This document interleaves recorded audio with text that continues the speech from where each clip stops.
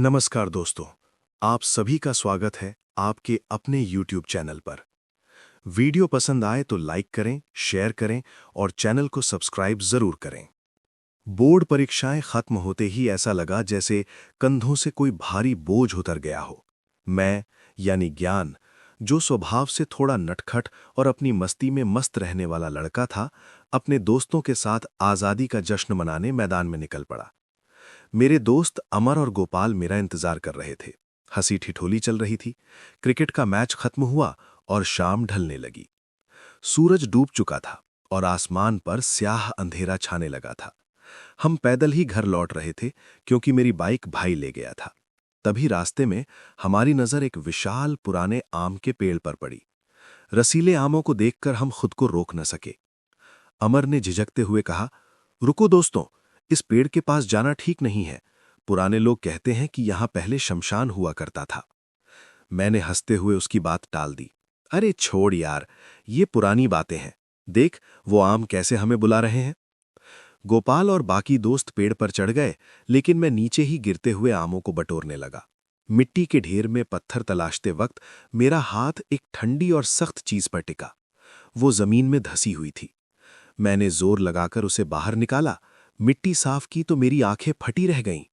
वो एक अजीब सा चमकता हुआ पत्थर मणि था। लोभ और कौतूहल में मैंने उसे चुपचाप अपनी जेब में डाल लिया।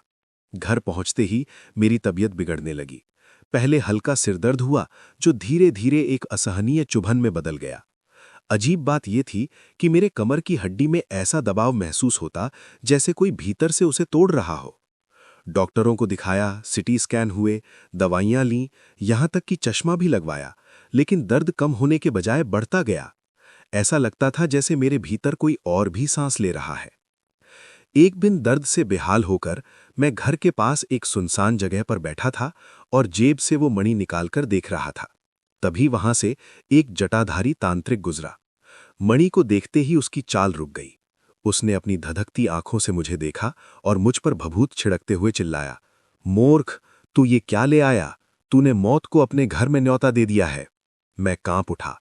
तांत्रिक ने बताया, ये मणि कल्लू नाम के एक शातिर चोर की है, जिसे राजा ने मणि निगलने के जुर्म में इसी शमशान में जिंदा दफन कर दिया था। वो चोर अब एक अतृप्त प्रेत बन चुका है। जैसे ही तूने मणि छुई, उसकी रूह तेरे जिस्म में दाखिल हो गई। वो तेरी आत्मा को धीरे धीरे खत्म कर रहा है, ताकि आज अमावस्या की रात वो तेरे शरीर पर पूरी तरह कब्जा कर सके।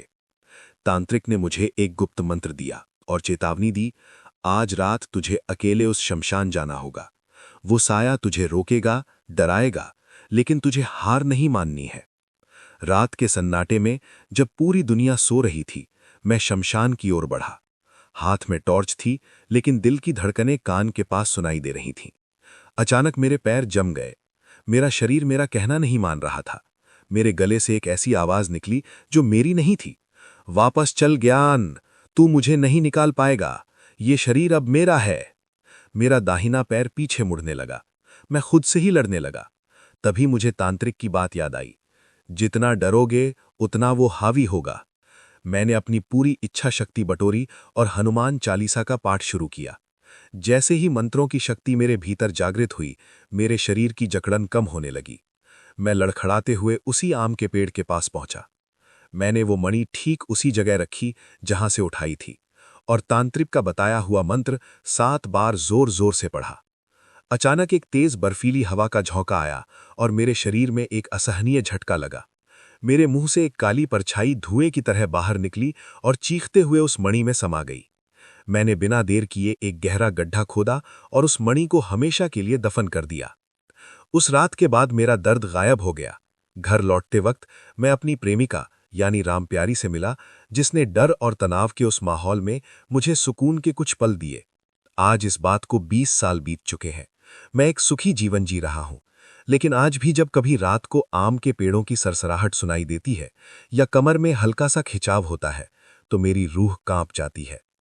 मैंने उस दिन जान लिया था कि लालच की चमक अक्सर अंधेरे रास्तों की ओर ले जाती है। वो मणि आज भी वहीं दफन है, शायद किसी और के इंतजार में। पर एक सवाल आज भी मुझे सोने नहीं देता, क्या वो साया पूरी तरह चला गया या उसका एक छोटा सा अंश आज भी मेरे भीतर कहीं दुबका हुआ है? दोस्तों, मैं आशा करता हूं कि आपको ये स्टोरी पसंद आई होगी। तो इस वीडियो को लाइक करके अपना समर्थन जरूर दिखाएं। इसे अपने परिवार और दोस्तों के साथ शेयर करें और ऐसे ही सकारात्मक विचारों के लिए चैनल को सब्सक्राइब करना ना भूलें। राधे राधे। फिर मिलेंगे एक नए विषय के साथ।